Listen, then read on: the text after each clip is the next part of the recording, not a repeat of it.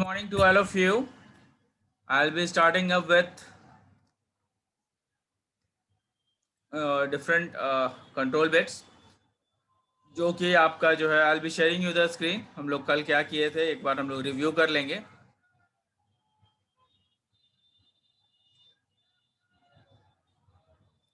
ये देखिए हम लोगों ने कल जो है हेडर लेंथ कर लिया था और रिजर्व्ड बिट कर लिया था और कंट्रोल बिट और फ्लैग्स में हमें करना था. करेक्ट है.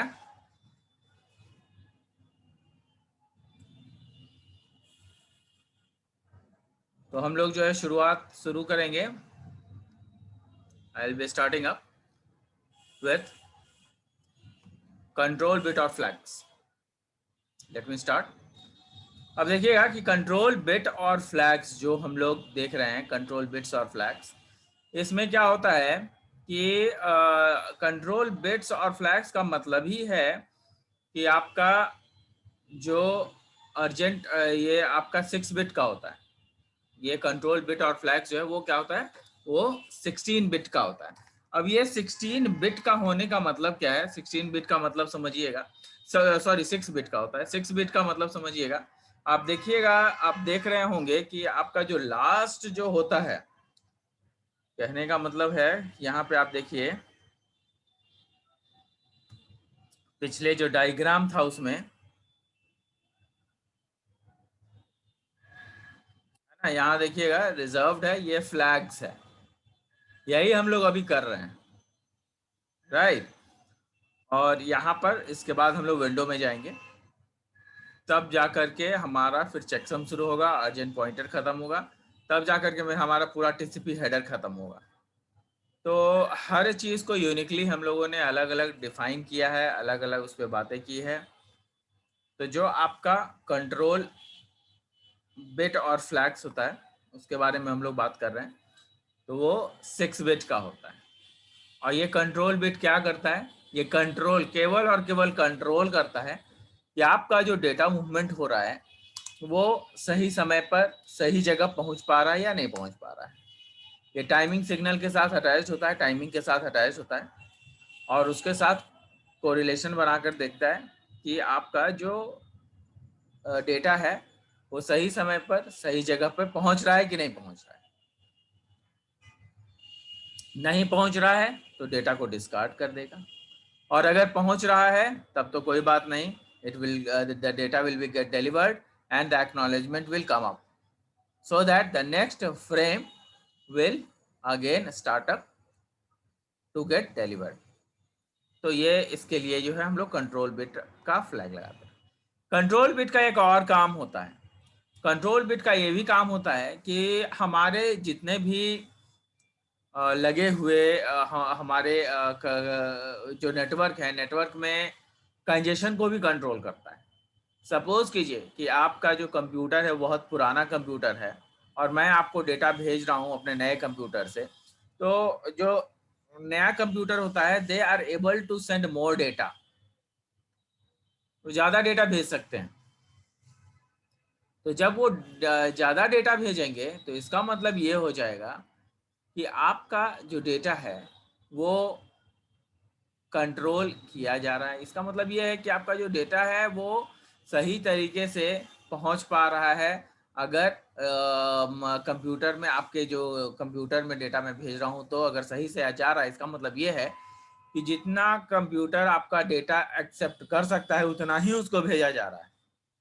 अगर उससे ज़्यादा भेजेगा तो एक्यूमुलेशन हो जाएगा, डेटा एक्यूमुलेशन हो जाएगा, और जब डेटा एक्यूमुलेशन होगा तो चीज़ें और गड़बड़ हो जाएंगी, मतलब और दिक्कत में हो जाएगी. तो इसलिए जो है हम लोग क्या करते हैं, हम लोग कंट्रोल बिट और फ्लैग्स का इस्तेमाल करते हैं ताकि हमारा डेटा जो है वो बिल्कुल सही से रहे, कंट्रोल्ड वे में काम करे. Next is urgent pointer. Urgent pointer होता है, यूआरजी बोलते हैं इसको. अर्जेंट पॉइंटर होता है. अर्जेंट पॉइंटर में क्या होता है कि if this bit field is set, अगर ये फील्ड बिट फील्ड सेट कर दिया गया, the receiving TCP should interpret the urgent pointer. तब क्या होता है कि जो रिसीविंग बिट है वो the receiving TCP should interpret the urgent pointer field. तो क्या करता है अर्जेंट, अगर ये फील्ड सेट हो गया तो जो टीसीपी रिसीव कर रहा है मैसेज को, वो उस मैसेज को इंटरप्रेट करने में, समझने में सक्षम हो जाता है ना, कि कहाँ पे डेटा जा रहा है और डेटा कैसा जा रहा है। तो ये अर्जेंट पॉइंटर का काम होता है, याद रखना है सारा कुछ। Next is acknowledgement. If the acknowledgement क्या होता है, if this bit is set the ACK field describes earlier is valid. तो अगर एसीके फील्ड मतलब एक्नॉलेजमेंट फील्ड अगर सेट कर दिया गया तो उसका मतलब ये है कि आपका जो पहले का जो बिट है वो सही से काम कर रहा है ना। मतलब पहले का जो आपने फ्रेम भेजा था वो सही से वहां पहुंच गया है। Next is push function. Push function क्या होता है, if this bit field is set the receiver should deliver this segment to the receiving application. कहने का मतलब यह है कि अगर ये बिट सेट कर दिया जाता है, ये बिट अगर सेट कर दिया जाता है तो इसमें क्या होता है, if this bit is set the receiver should deliver this segment to the receiving application as soon as possible.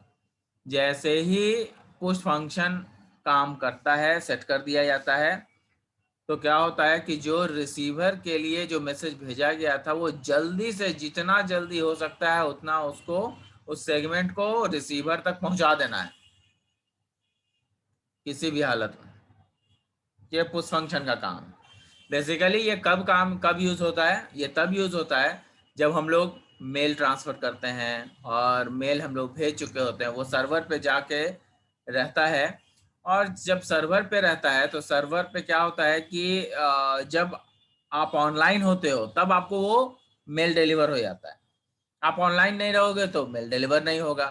तो वो सर्वर पे कहीं ना कहीं रहता है और उसी में वो पुश फंक्शन लगा दिया जाता है। जैसे ही आपका जो क्लाइंट है या जो जो आपका रिसीवर है वो ऑन हो जाए, मतलब उसका डेटा ऑन रहे, या फिर वो कंप्यूटर खोल ले या कुछ ऐसा कनेक्टिविटी हो जाए उसका, तो सबसे पहले मैसेज भेज देना है। तो ये पुश फंक्शन का काम। Next is reset. Reset function क्या करता है, RST बोलते हैं उसको। If this bit is set या if this bit is present the it signals the receiver that the sender is right connection। कहने का मतलब कि अगर रीसेट कनेक्शन हो रहा है तो इसका मतलब ये है कि जो बिट भेजा गया है, तो वो क्या होता है, जो सिग्नल भेजा गया है तो वो सिग्नल जो रिसीवर तक गया है, तो वो क्या करता है कि जो सेंडर है वो ये देखता है that the sender is a right connection. Sender जो है वो बिल्कुल राइटली कनेक्टेड है, राइट कनेक्शन उसका सही है, और उसका जो भी कनेक्शन है डेटा के साथ वो सब जो है लाइन में बना हुआ है। मतलब and all cued data and allocated buffers for the connection can be freely operated. कहने का मतलब है कि जो भी डेटा आपका रीसेट किया गया है वो डेटा जो है उसके लिए सिग्नल जो है रिसीवर के पास पहुंच जाता है, और उसके लिए जो सेंडर है वो राइट कनेक्शन है, मतलब कि उसका जो कनेक्टिविटी है वो बिल्कुल सही कनेक्टिविटी है, उसमें कहीं कोई डाउट नहीं है। तो कनेक्टिविटी बिल्कुल सही है, ये हमें देखना पड़ता है कि कनेक्टिविटी बिल्कुल सही है। दूसरी चीज़ ये है कि आपका जो कनेक्टिविटी बनता है, जो कनेक्टिविटी है, वो कनेक्टिविटी आपका बफर्ड रूप में रहता है। मतलब कहने का मतलब ये है कि कई सारे सिग्नल्स जाते रहते हैं। तो कई सारे सिग्नल, हर सिग्नल एक ही समय में पहुंचेगा नहीं, वो तो नंबरिंग के अनुसार पहुंचेगा। फ्रेमिंग जो किया गया वो तो नंबरिंग के अनुसार पहुंचेगा। तो जब नंबरिंग के अनुसार पहुंचेगा तो वो देखेगा कि सारा डेटा क्यू में है कि नहीं, मतलब सिक्वेंशली क्यू में है कि नहीं। नंबर 1 जो पहले डेटा बना था या भेजा गया था वो नंबर 1 पे है कि नहीं, नंबर 2 उसके बाद है कि नहीं, नंबर 3 उसके बाद है कि नहीं, नंबर 4 उसके बाद है कि नहीं। तो वो देखेगा कि आपका जो कनेक्शन बना हुआ था वो सब सही है कि नहीं, आपका जो डेटा भेजा जा रहा है वो सीक्वेंशियल है कि नहीं है, ये सब चेक करेगा। और ताकि उस बफर्स पर कनेक्शन जो है फ्रीली ऑपरेट किया जा सके, मतलब उस बफर पे और आपकी बाकी का काम किया जा सके, है ना।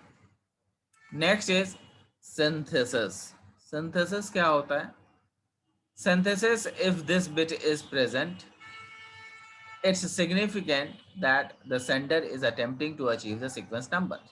सिंथेसिस का मतलब ये होता है कि अगर ये बिट प्रेजेंट है तो ये नोटिफाई करता है कि जो आपका सेंडर है वो वहां से सीक्वेंस में भेज रहा है कि नहीं भेज रहा है, वो जो डेटा भेज रहा है वो सीक्वेंस में भेज रहा है या नहीं भेज रहा है। और अगर भेज रहा है तो इट्स वेल एंड गुड, नहीं भेज रहा है तो फिर दिक्कत है। एफ है no more data from sender, तो एफ आई एन बोलते हैं उसको, ठीक है, एफ आई एन। तो इसमें क्या होता है, no more data from sender में if this bit is set, it's it to it tells the receiver that the sender has received and the stream of the content of the TCP connection. अब यहाँ पे देखिए, यहाँ पे ये हो रहा है कि no more data from sender कहने का मतलब कि एक फ्रेम होता है, उसमें कई सारे पैकेट्स होते हैं। जब पैकेट्स डिलीवर हो जाते हैं तो आपका जो सेंडर है वो आपको ये बता देता है रिसीवर को कि आप, मेरे पास जितना डेटा था वो आपको मिल गया, डिलीवर हो गया है ना। तो ये no more data from the sender है। तो कई सारे चीज हमने पढ़े, क्या क्या पढ़ लिया हम लोगों ने। कंट्रोल बिट्स में जो है कई सारी चीजें आती है, तो कंट्रोल बिट्स जो है कई सारा चीज कंट्रोल करता है। और वो कैसे कंट्रोल करता है?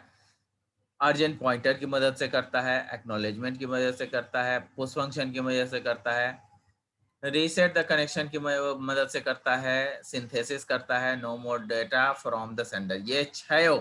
ये छह पॉइंट्स हैं और ये छह पॉइंट जो है कंट्रोल बिट और फ्लैग्स के अंदर में ही आते हैं। ध्यान रखिएगा, कंट्रोल बिट्स और फ्लैग्स के अंदर ही आते हैं, जो कि यूआरजी से रिलेटेड होता है। यूआरजी अर्जेंट पॉइंटर वहीं पे होता है, जिससे कि देखिएगा आपको मैं दिखा देता हूँ। ये हमारा डेटा है, देखिए ये हमारा टीसीपी हेडर है और टीसीपी हेडर के अंदर आपका रिजर्व्ड वर्ड है। और ये फ्लैग्स है, विंडोज है। यहाँ पे देखिएगा कि जो आपका रिजर्व्ड है, फ्लैग्स है, यही सब आपका जो फ्लैग्स है उसी में आपका देखिए नीचे में अर्जेंट पॉइंटर भी है ना। तो ये दोनों आपस में मिले हुए रहते हैं और एक दूसरे को सपोर्ट करते हैं। ठीक है, आई होप आई एम क्लियर। तो थोड़ा सा इसको ध्यान में रखना होगा, है ना। Next is what? Next is ये जो आपका कंट्रोल बिट के अंदर जो 6 पॉइंट थे, इसको आप लोग कर लीजिएगा।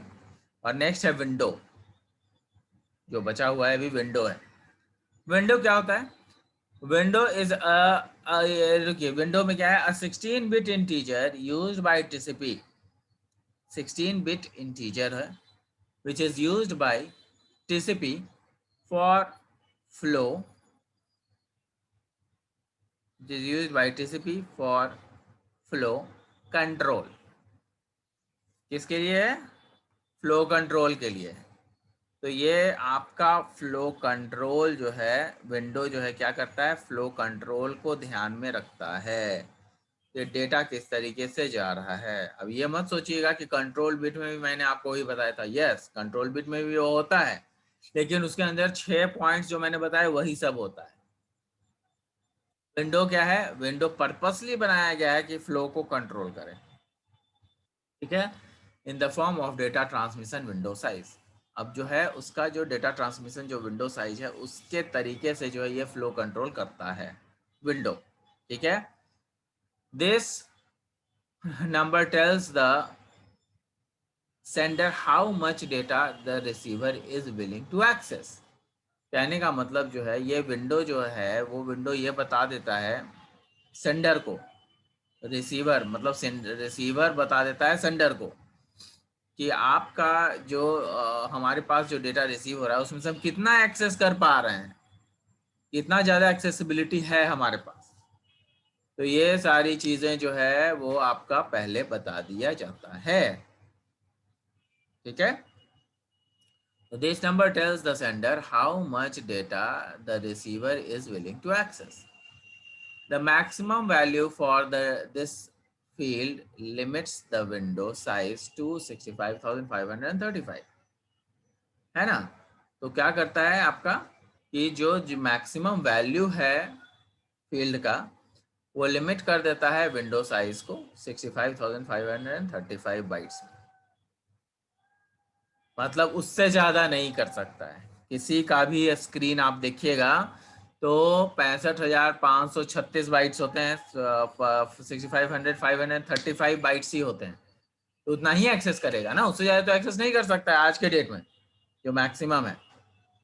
तो उतना ही एक्सेस कर सकता है, उससे ज़्यादा तो करेगा नहीं, और उससे ज़्यादा करेगा तो फिर आपको जो है वो भेजने में सक्षम नहीं होगा। उसी तरीके से जो है आपका सेंडर भी होना चाहिए। तो ये आपका कंट्रोल करता है, ठीक है। Next is checksum. चेकसम क्या होता है वो पहले भी हम लोग बता चुके हैं। चेकसम क्या होता है कि a TCP sender computes a value based on the content of TCP header। TCP sender क्या करता है कि वैल्यू बेस्ड होता है, वो उसका जो कंटेंट्स है वो वैल्यू बेस्ड होता है कंटेंट्स, और टीसीपी हेडर पूरा उसके कंटेंट्स पे ही आधारित होता है, एंड द डेटा फील्ड्स, और उसके जो डेटा फील्ड है उस पर आधारित होता है। मतलब TCP header and data fields. The TCP sender computes a value based on the contents of TCP header and the data fields. कहने का मतलब कि जो टीसीपी हेडर है और डेटा फील्ड्स है उस पर आपका जो सेंडर है वो पूरा सारा चीज कंप्यूट करता है। Contents of TCP header and the data fields. This 16-bit value is compared with the value the receiver generates। कहता है कि this 16-bit value, ये एक ऐसा 16-bit value है which is compared with the value the receiver generates। उसमें क्या होता है कि 16-bit value होता है और वो कंपेयर किया जाता है, किससे कंपेयर किया जाता है, जो वैल्यू रिसीव किया जा रहा है, जो भेजा जा रहा है वैल्यू, उसको जो रिसीव किया जा रहा है वैल्यू से कंपेयर किया जाता है। Receiver generates using the same computation. जिस कंप्यूटेशन से भेजा गया है उसी कंप्यूटर से रिसीवर के पास वो जनरेट भी किया जाता है, और जब वो मैच कर जाता है तब जो है आपका एक्नॉलेजमेंट में के साथ उसको भेज दिया जाता है। If the above value matches, the receiver can be very confident that the segment arrive is intact।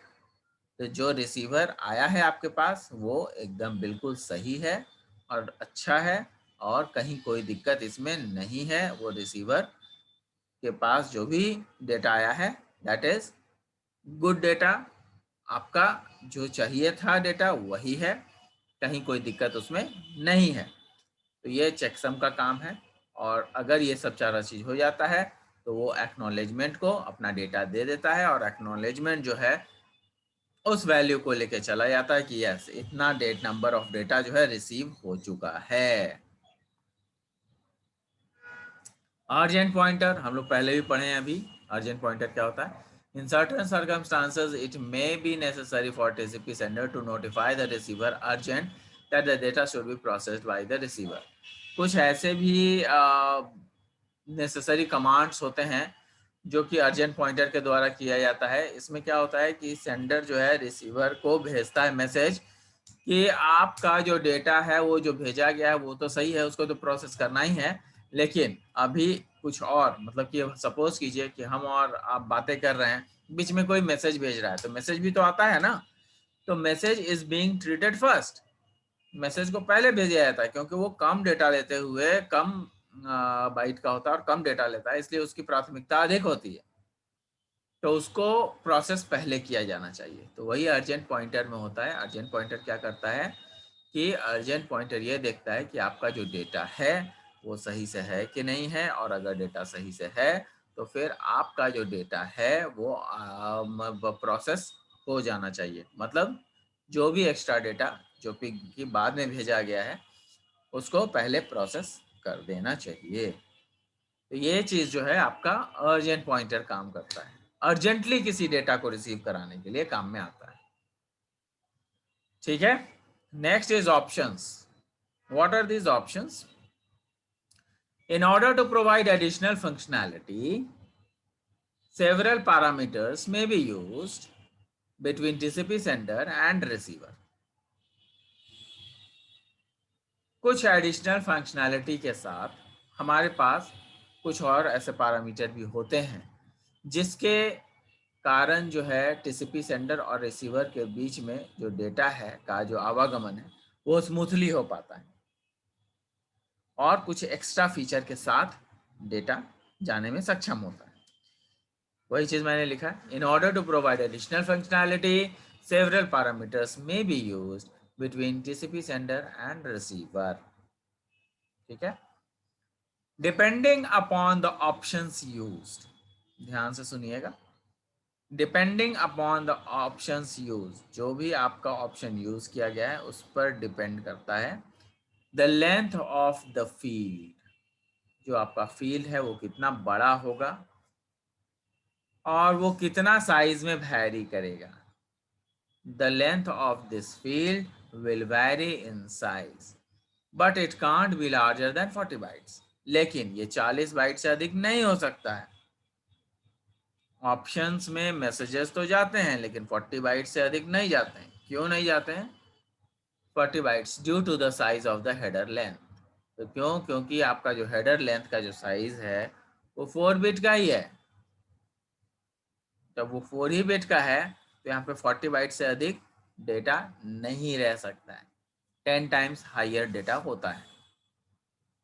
ठीक है, तो ये आपके ऑप्शंस हैं। Next is padding. पैडिंग क्या होता है? Due two options which vary in size, कई बार ऑप्शन में जो साइज में वेरी करते हैं, ऑप्शन में अभी जो मैंने हम लोगों ने देखा था ऑप्शन में साइज वेरी होता है, तो due to option which vary in size, option में जो साइज वेरी हो रहा है, it may be necessary to pad the TCP header. तो ये जो है बहुत ज़रूरी है कि आपका जो टीसीपी हेडर है उसको पैड किया जाए विथ 0।